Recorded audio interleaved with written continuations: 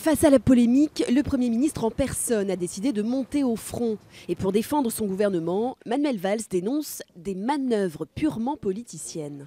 La polémique, et c'est là où nous sommes à côté de la plaque pour ceux qui mènent ces polémiques, la polémique politique qui vise à déstabiliser le gouvernement.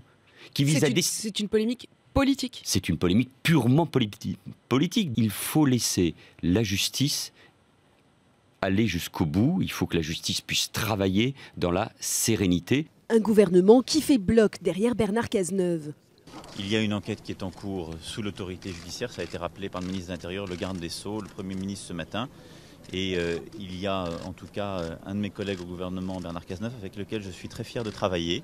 Et je pense que dans les moments que nous vivons, il est important de ne pas oublier que l'autorité de l'État a aussi un sens.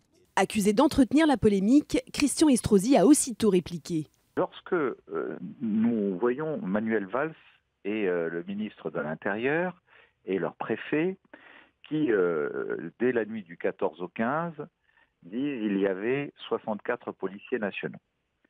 Et qu'on en arrive à un rapport, il y a 3 jours, du même préfet qui dit pardon, il n'y en avait que 39, et il n'était plus positionné au point d'accès du camion, poser la question et demander pourquoi s'est engagée une polémique.